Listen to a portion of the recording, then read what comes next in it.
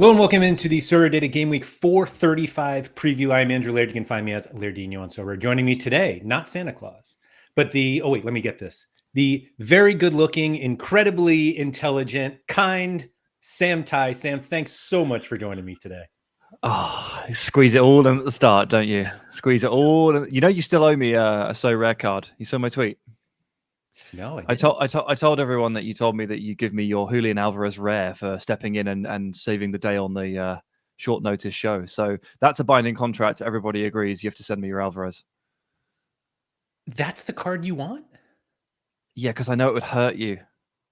That would hurt for sure. But do you have any good ones? I don't know if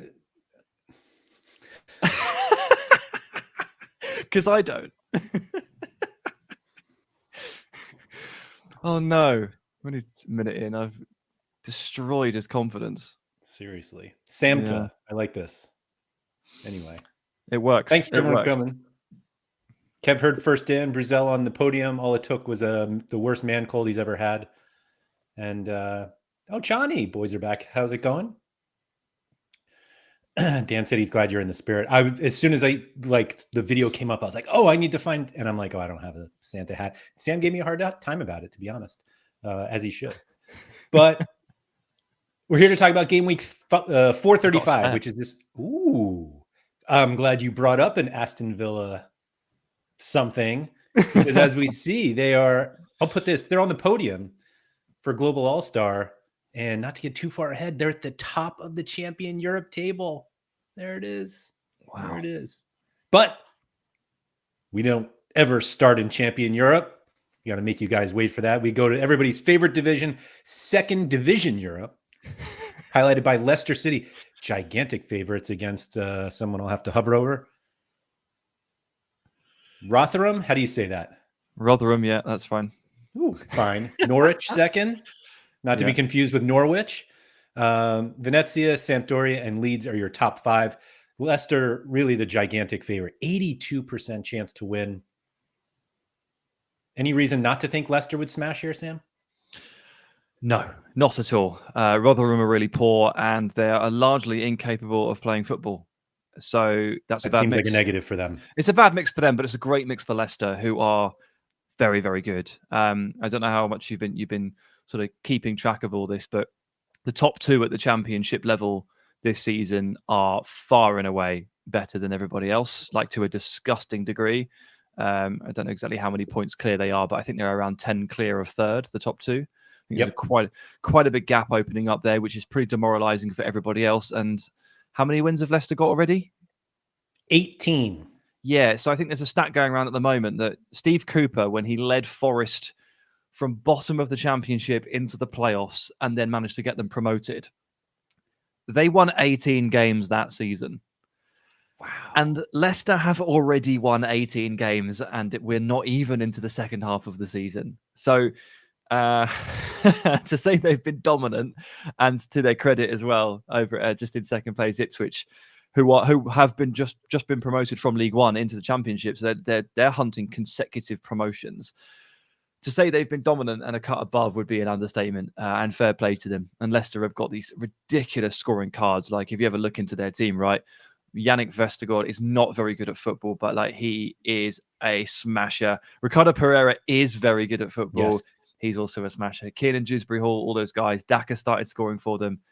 Oh, Rotherham at home. It doesn't get any better. It really doesn't. It feels like we should all be talking about Ipswich.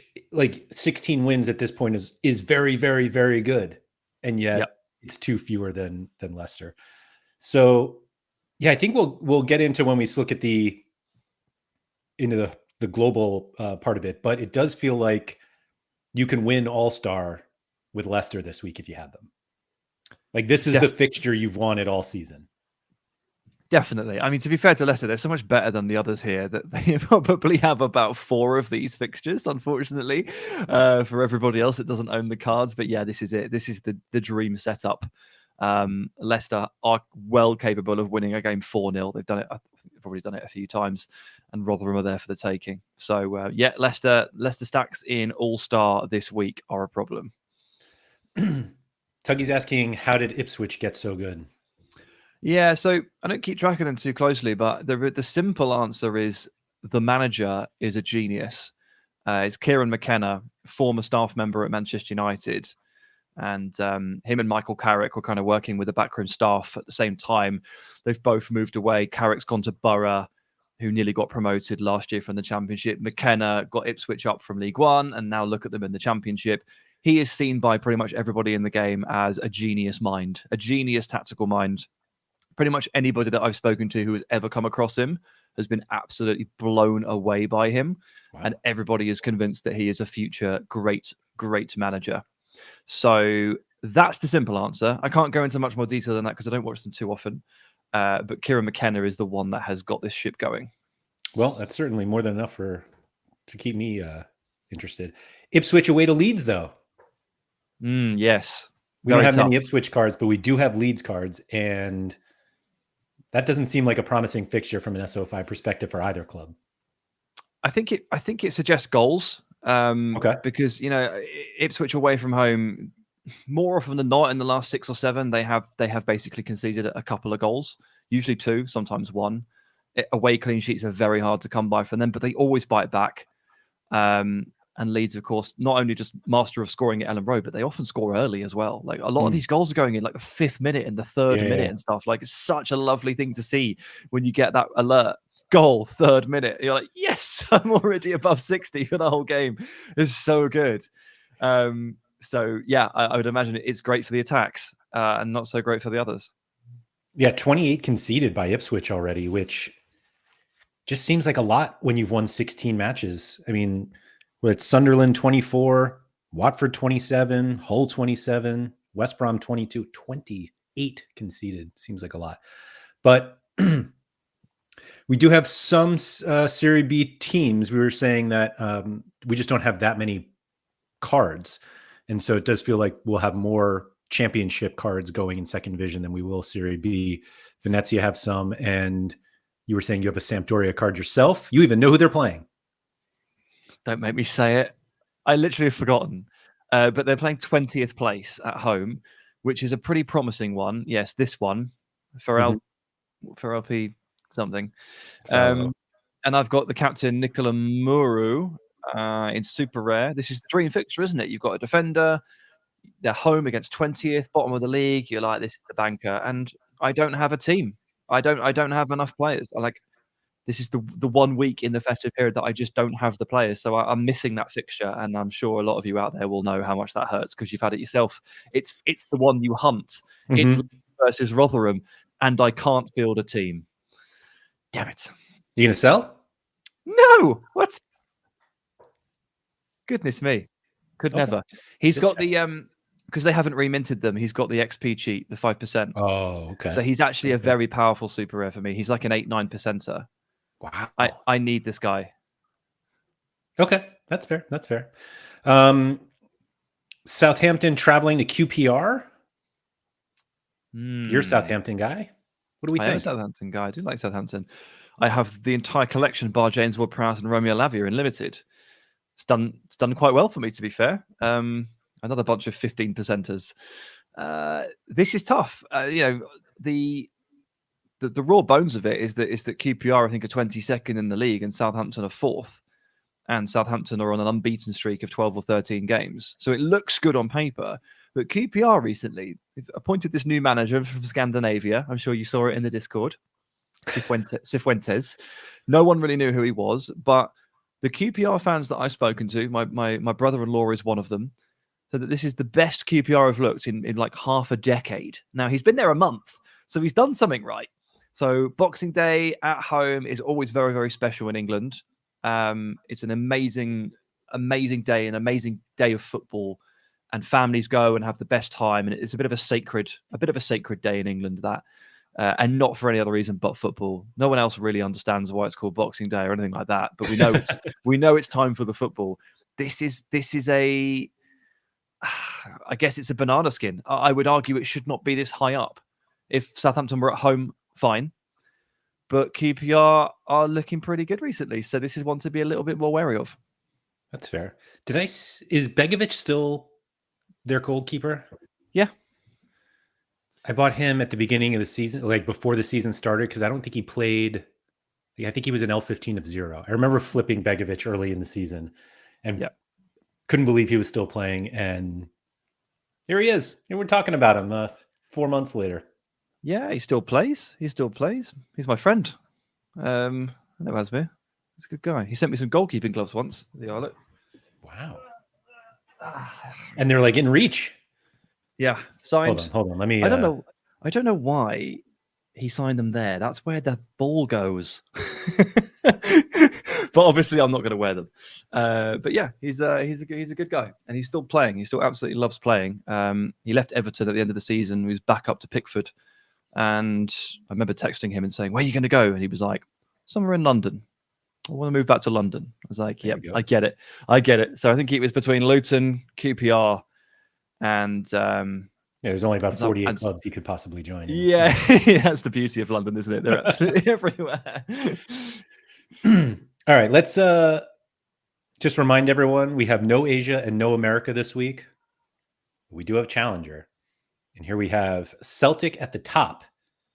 Quinny must be excited, 86% against Livingston. We have USG, Rangers, Antwerp, and Club Brugge as the other favorites. At the top, all of them are above 67% and above. They're actually the only ones above 57%. And 3 of them are away. It's not a Gator Guy week by any chance. But we also have the Turkish Super League, as long as it actually plays. Oh, mate. Let us know in the comments if you're feeling like me, concerned, distraught, upset at just every time a Turkish football game is played right now. Just carnage, isn't it? It's absolute carnage. But like literal carnage. Oh, yeah. I mean, I feel like yesterday was actually a step forward because I watched Istanbulspor against Trabzonspor because I had big tall Paul Onuachu, and I was like, right, I've got nothing else to do. I'm gonna watch him. He's my captain in my 220 limited. Thank God he got the goal before the president forced the team to leave the pitch. Oh my God, they just called it quits at about 65 minutes. The Istanbulspor president was so upset that a goal had been allowed that he just took his team off the pitch, and his team were begging him to let him play on, and he was like, no, get off, march them off the pitch. That was it. Unbelievable. Johnny said there's no way the league stopped in any way. People love their football too much over there. I think the problem is them playing and then leaving after 58 minutes. At least let us get the clean sheet. I just wonder if maybe we shouldn't allow the presidents into the stadiums for a bit. I know that sounds a bit weird because these presidents, they might be part owners. Like, they obviously have a right to be in the stadium, but they seem to be causing a lot of trouble. Like it's always the presidents. But I say it was a positive step forward yesterday because no referees were actually physically harmed, which unfortunately at this point, because the bar is on the floor, that is a step forward. It is. He was only, verbally threatened. Peaceful protest, if you will. We do have. There are some double game weeks, so the odds get a little wonky here. Like Antwerp are home against Westerlo in their first match. That's a very good one. But then they will play, I think it was Genk. Did I see that? Yeah. And then Antwerp travel to Genk. Do Genk have 2 games? Does everybody have 2 games? Here we go. Genk have Antwerp and Anderlecht, which seems like not the games you would ever want someone to play. But I guess getting them out of the same game week is beneficial. But that's why we don't have odds for all of the Jupiler teams, because they tend not to do them before the first game is played. Galatasaray and Fenerbahce both played. Did they both play today? Just Fener? Gala played each other definitely today, played right? today. Fener played. I watched them earlier. Kind of watched them, and yeah, Gala played. They both played at 5 o'clock. They played each other, didn't they? No. Fener played You're right. Kayserispor. Yeah. And someone else. I don't know. Tuggy said we skipped over Serie B. I think that was on purpose. We skipped over it for a reason, buddy. Yeah. Gala just won 1-0. 1-0, if you will. So yeah, we'll get those. Although it's Gala away to Fenerbahce, which doesn't seem like a positive matchup for either team. So do with that as you will. It's probably like good for the strikers or good for the forwards, isn't it? Probably. But you don't think it's one of those like gross grind out 0-0s? I mean, who knows? But all the Turkish football I watch has minimum 7 goals on it if they get to 90 minutes. So the only thing that could stop a 7-goal thriller is the ref gets injured. So, seriously, every game I watch is absolute carnage. So I just don't see ever grindy 0-0s. It just doesn't happen. That's fair. That's fair. We have our boy Hosseini Kayserispor away to Konyaspor. That's another one they played today. That one of the matches we just mentioned, so that's why there are no odds there. But these will be updated. Today's Wednesday. By the time you guys, everyone does their lineups Thursday or Friday, those should be updated. But yeah, USG, the solid matchup away to Eupen. That team tends to be a matchup that a lot of people like to favor. And Bruges, this has like just 4 letters in it, isn't it? RWDM, whatever that is. Oh yeah, that's the Racing White Darring Molenbeek. Yeah, everyone's favorite. RWDM sounds like one of those things that you find in your house, like a lubricant, like a WD-40 style oil. But I do believe they are a professional football club. Not very good too. Well, they're owned by the Lyon owner. They're part of the football group with Lyon. Okay. Because Ernest Nuama, also not a very good football club this year. Not at the moment. No. Do you remember Ernest Nuama from Nordzealand? The brilliant winger. He joined Lyon in the summer, but he didn't. He joined WD-40 and then was loaned from WD-40 to Lyon for FFP reasons by the look of it. So there's some stuff going on over there too. That sounds very shady. Anyway, Big Paul looks like he has a nice matchup. Tall Paul. What'd I call him? Big Paul. Oh. I think Sean calls him Big Paul. That's why. Well, I mean, that's completely fair. But his Tall Paul. Who's he got? Basaksehir, Istanbul Basaksehir. Oh, they're awful, aren't they? Yeah, they're terrible. Did I read that they've just joined the City football group? Really? I think I did. Just joined the City football group. Probably like the 13th club in that portfolio or something. So they might not be bad for much longer. Okay. But that is them right at the bottom, right? No, that's they're 12. 12. Oh, 12. Okay. Yeah. Okay. Chani says they did. Yeah. They did. Also, Chani, maybe you can just tell us. I swear, wasn't this like the president's team or something? And they won the league one year, and like there was a massive conspiracy that it had been bought. Let me know. I don't know. I feel like they won the league, and everyone was like, "Not sure about that one, mate." You know how it is. As long as it was peaceful, that's all we want. Let's see. No one else is really like, there are no great like matchups other than those first 5. It feels like St. Trunden, Anderlecht home against Genk, and then everyone else is just kind of everyone's just there. It doesn't seem like we don't have, other than Celtic, it seems like there's just not as much excitement here that we didn't even really see in second division. And so we just go to champion, and there's Aston Villa at the top. Incredible. I'm stunned. I mean, the thing you have to say, for those of you who don't know, I'm a Villa fan. We're not used to this. And we're not emotionally ready to deal with the consequences of what might come. But also just the fact that everybody's talking about us. Like, this isn't normal. And like, I'm not going to say we're not happy about everyone talking about us, because it's nice, but like, we've got to this point now where, like, because as a fan base, it's always like, you need to talk about us more. You need to talk about us more. We want to be noticed. And then you get good, and then people talk about you, but they don't always say only positive things. Sometimes they say like negative things, and we go, "You what? You can't say that." It's like, well, you can't have it both ways, can you? If you want to be talked about, you have to take the rough with the smooth. Now, obviously, at the moment, it's mostly smooth, but we're not dealing with the attention very well at all. Like, everybody's talking about us, and we're like, what the hell is going on? We haven't been any good for 13 years. Why suddenly is this happening? We're confused as hell. Is this 9 unbeaten? Looks like it, yeah. 4, 5, 6, 7, 9. At least Sorare games. I don't know if. And so at home, it's 15. It's 15 games in 15 victories in a row in the Premier League at home, which is obviously a club record. So, yeah. And now Sheffield United at home. Yeah, so this is first. I'm going to get ahead of myself. This is third versus 20th. And if Villa win, they will be top at Christmas if Liverpool and Arsenal draw, which is like incredibly feasible. Yeah. Like all that needs to happen for Villa to be top at Christmas is you beat the bottom team at home, and then Liverpool and Arsenal play each other and they draw. I mean, more wins than Liverpool. What the hell? It's madness, absolute madness. But yeah, obviously Villa deserve to be high up this list because 15 games in a row at home they've won. So odds are against 20th place, you would make it 16.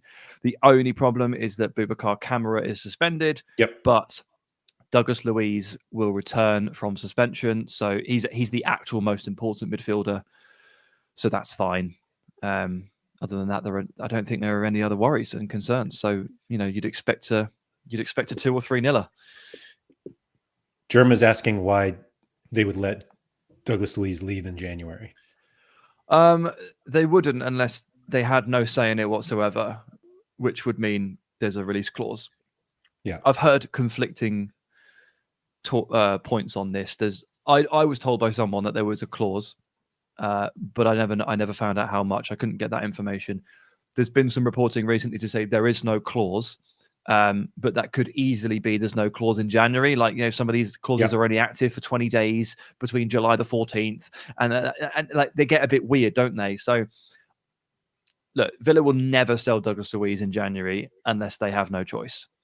So Arsenal would have to hit some kind of clause. So they'd probably be looking at 50, 60 million or whatever that is. So it's a big deal, an expensive deal. And look, Douglas Luiz would have to think very carefully about that. Arsenal's they're a better team. No doubt about it. I'm not gonna pretend they're not. I think they're the strongest team in the Premier League right now. To be honest, the way they play, I look at them, I think they're the strongest. But this is a potentially very special season, as Jerm points out. So you have to think twice about walking away from that. Okay, that's fair. Looking at the other Champ Europe teams, we've got 4 others that are above 60% chance to win. Inter, or actually both Milan clubs.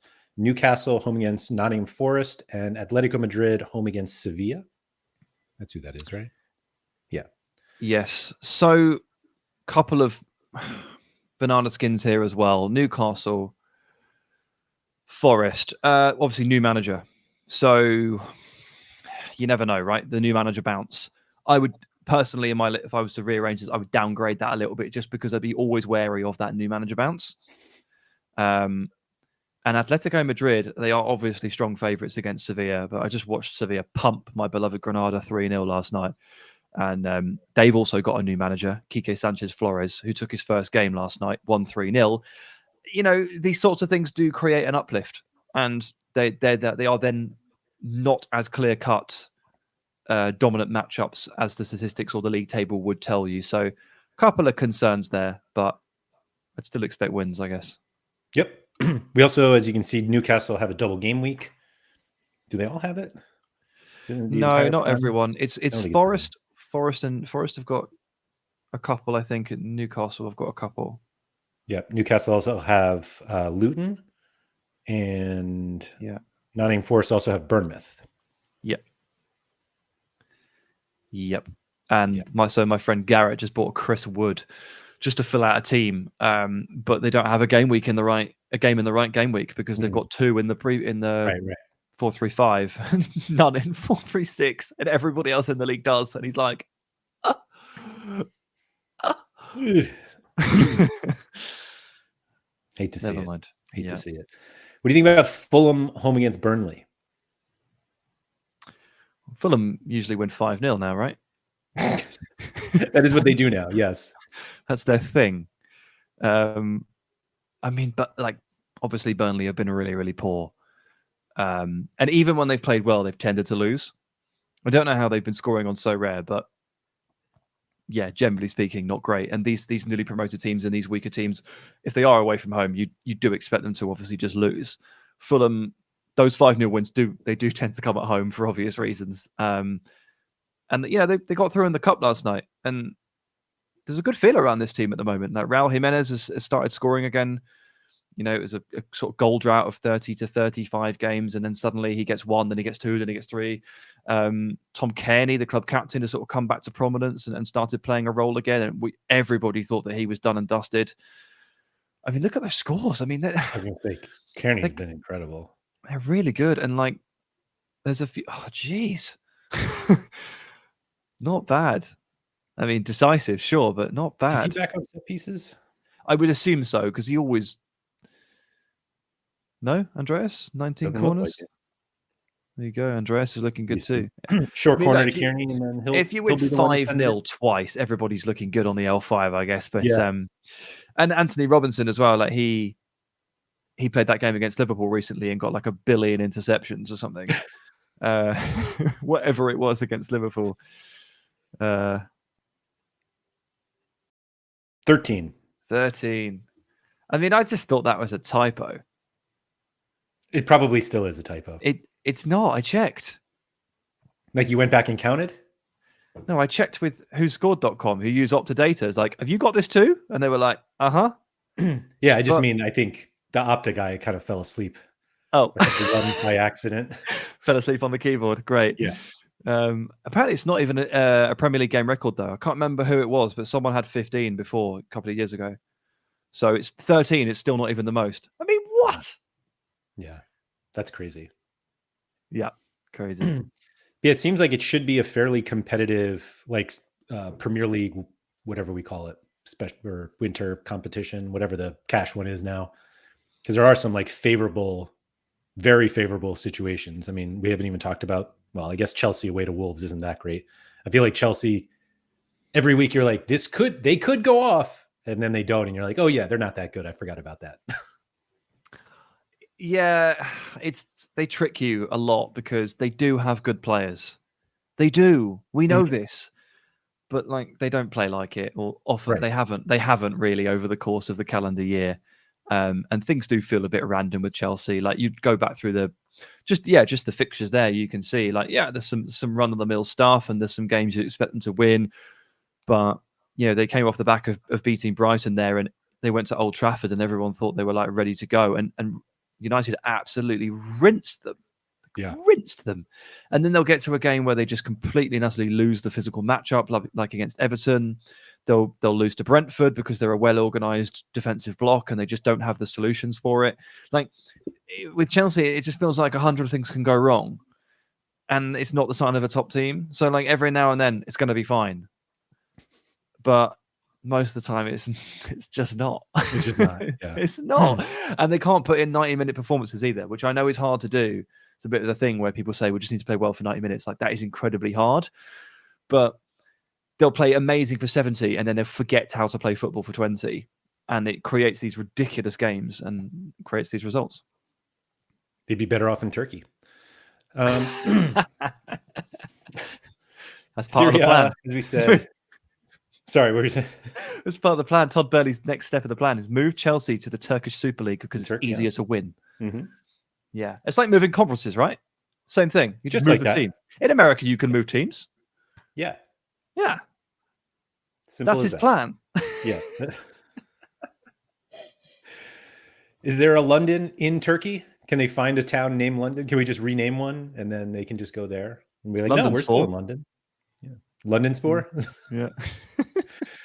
Serie A has Inter, AC Milan, Juventus, Torino, and Sassuolo, who, let's see, what's Berardi been up to these days? Oh, he's still doing stuff. Coming off a brace. L5 of 79. God. What's his secret? What does he do other than decisives? Is it all set pieces? I think he takes a lot of set pieces. Because it's just like, I know he's good in that, but like, come on. Yeah. Like for a club of Sassuolo's stature and place in the table, what is going on there? It feels almost impossible. He's so dominant. Yeah. Where are they? Definition 15. Of the old big fish. Look at it. 24 goals and he scored them all.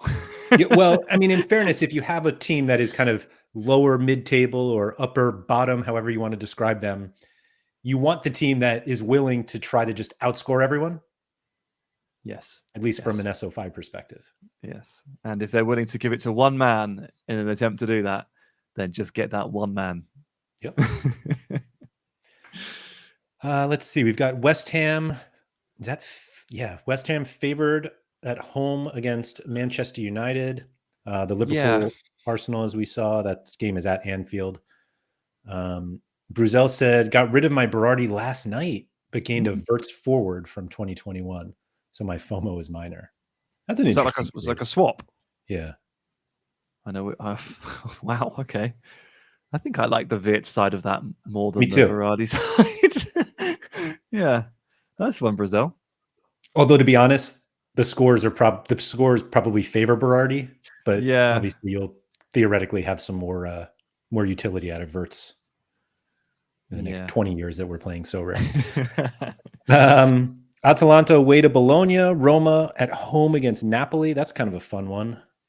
Two real underachievers, actually. I guess two problem children. Napoli have been. I mean, I know we all thought that they were gonna, they were gonna lose a level, definitely, right, off the back of losing Spalletti and winning the title, and it being such like an emotional outpouring. They were definitely going to drop off, especially when we saw that Rudi Garcia had been appointed, because he is not a very good coach and he's super defensive and really negative. And that was not what this Napoli team was, right? It was really vibrant, possession heavy, attacking, goal happy. And it was such a bad idea. And everybody saw it coming as well. Like the announcements happened and everybody was just like, you've absolutely ruined Napoli. So now Mazzari is trying to pick up the pieces and he's doing okay, but they're pretty fragile. And they lost to Frosinone in the cup last night, like 4-0 or something. Dumped out of the cup in the first stage again, or early again. And like Roma have barely been any better. Well, they actually haven't been better. Yeah, they've actually been worse. Yeah, they've been worse. Like that hasn't had. Like Lukaku hasn't quite done it. Fits and spurts. Dybala, always a question mark on the injuries. I had a Chris Smalling until recently. He's got like Achilles tendonitis. He hasn't played for like 4 months. Renato Sanchez was subbed on the other day. Did you see? And then subbed off after like 15 minutes. And he was like horrified by it. Obviously, like really embarrassed. I thought you meant he got hurt again. No, he wasn't injured. Jose just took him off after he set him on at half time and then took him off again. Wow. Like 15 minutes later. And he was like, what? Are you allowed to do that? Is that in the rules? So yeah, not great from them. Could be a bit. It could be one of the most exceptional mid-offs I've ever seen. How about that? Where was this? Ugo was asking what's going on with the 240 with no card rewards. So yes, somebody I think answered it later, but they have taken all cards out of limited 240 and put them into the new, what do they even call that thing? 270 box, something. Reward box thing. I'm trying to find it in the. Yeah, so this happened first time this weekend, wasn't it? Just gone. It was the week that I hit about 380 points because I had been like championing this idea for ages. Because I think I heard you say it first. I think you were like, a solution could be to take the card rewards out of the thresholds and just have people accept that you play for $50, you play for $200, you play for $5, and that's your lot. And I truly believe that you're right and that is a good idea. And I'm glad they're trialing it. And I text Dan and said, I'm glad you're trialing this. I've long suspected that this is a good idea. And then I hit a huge amount of points and got only $5. And I text him and said, I've changed my mind. Bring back the cards. Retroactively from this week. Outrageous. Bruzel said he hit 380 in it. And yeah, it just had to be, doesn't it? It just had to be. Just to be clear, this is only the case with limited. The 240 rare and super rare still have card rewards. And so it's, They're trialing it 1 month in limited. And that's exactly where you should do that, right? Yep. There you go. All right, let's check out some pick scores. See if there's some good news. The Frederick Rono clean sheet came in. Wow, did he hit 90? 91.2. And I have a 10%. So he's on 101.2. Wow. Beauty. I still won't hit the threshold, but good fun. Oh man. So let's see who we have here. Maxim de Kuiper, who I've heard people pronounce that as something else. De Cooper? I don't know. But there he is. There's Vestergaard from Leicester, as we talked about. Griezmann, pretty good matchup at home against Sevilla. I think it's pretty much all of the top teams. Here are their players. That's how I'm looking at it. Wow, look at Ezri Konsa there. Goodness me. I sold him the other day. Whoops. You want him back? Yeah, I do want him back. Have you got one? I do not. Okay. I do. Right. Yeah, doing good. But yeah, they're all, man, I guess that's actually not a super long list of AAAs, but literally it's every team we just talked about, like Leeds, Villa, Celtic, Leicester, Atletico Madrid. Yeah, with a sprinkling of Toby Alderweireld there at the bottom to make Right. me happy. Sneaking in to say hello with his match against. He's one of my all-time favorite players. I'm very happy to see his name there. Okay. Yeah. How's he been this season? He's got one of my favorite. I've never supported a team that he plays for, but he's got one of my favorite like transitions where he was basically like, obviously he's Belgian, went through a Belgian academy during the golden generation of Belgium, moved to Ajax, learned how to play football, went to Atletico Madrid, learned how to defend under Diego Simeone, and then rocked up to the Premier League on loan at Southampton, who I quite like and was covering at the time and was brilliant, and then moved to Spurs and played for Pochettino, who's one of my favorite managers. So like it was like that perfect fusing of like Ajax ball playing, Simeone defending, smush it together, Toby Alderweireld, perfect, complete defense. It's like my favorite pathway in football history. And I like him a lot, mostly because of that. Right. But it's great. I love it. Did he win the title for them last year? Was he the one who hit that winner? As a Toby Alderweireld fan, I should know this. I'm pretty sure he's the one that hit the 20-yarder. Yeah. Yeah, I'm pretty sure it was him. Yeah. I thought so. All right, let's check out what I like to describe as the Harry Trade special here, the U23 goalkeeper list to see who we have. Great stuff. We have, yeah. It's actually not that many of them. We basically have Andreas. I don't even know who this guy is. Jungdahl? It looks like a Serie B. Yeah. Sure is. It'd be a young Dal, I assume. Whoa. Oh, I guess forced. Well, what? Okay. And lost at home to Ferro Pisalo. Or no, away. Excuse me. Tough one, that. He's top, huh? Okay. I guess so. There you go. Apparently, Germ knows who he is. You're very excited, yeah.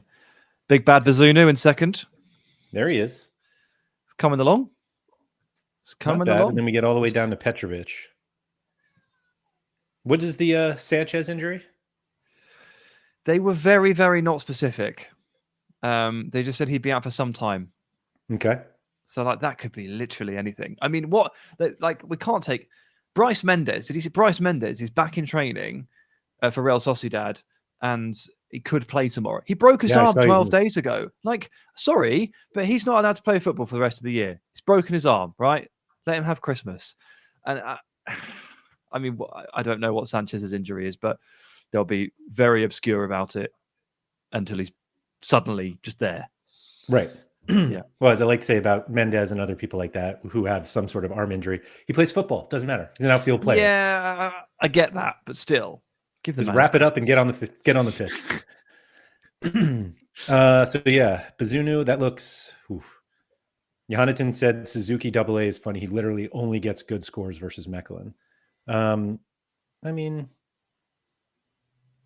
home against Charleroi. That seems pretty good to me.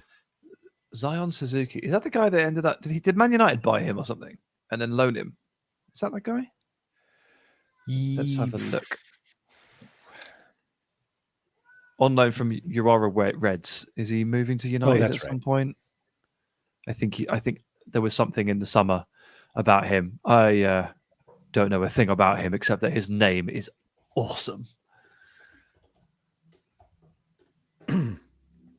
Oh, explains why. Oh, Interesting.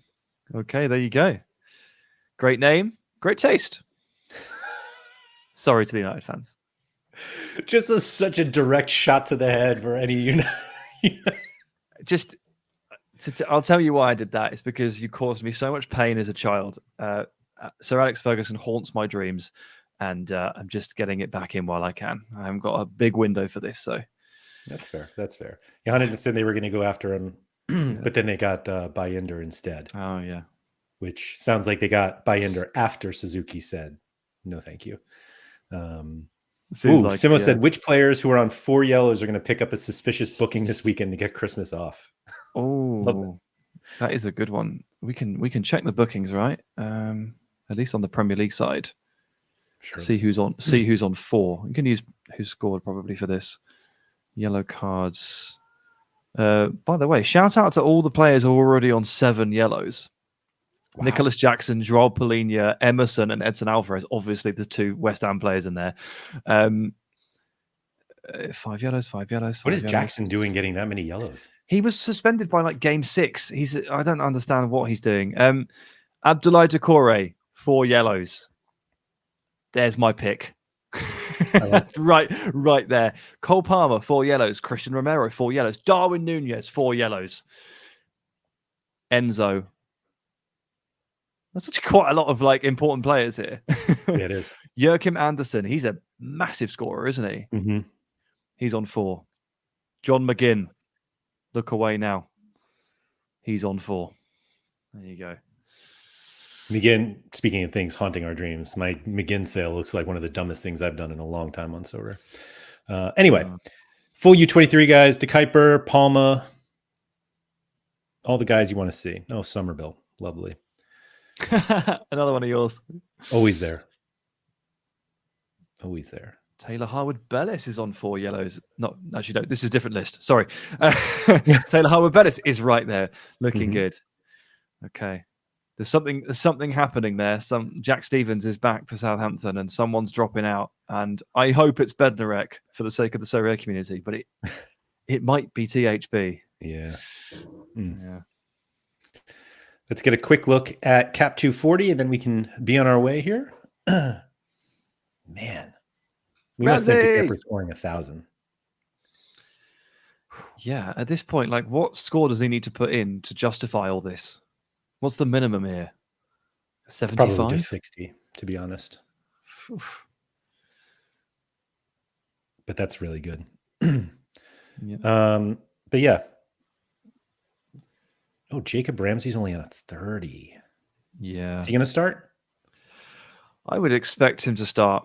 Yeah. It's not clear, but obviously with Camera out for 3 games, McGinn probably drops into centre mid unless Tielemans is back. And that just opens up the left side. And if I were Unai Emery, I wish I was, I would try to get that left side rolling again. Alex Moreno, Jacob Ramsey was so good last season. They're both fit now. They're both played against Brentford. This is the chance. Why not? Home game. Let's go for it. So yeah, I'd expect him to play. And with an L15 of 30, obviously he's a AAA. For sure.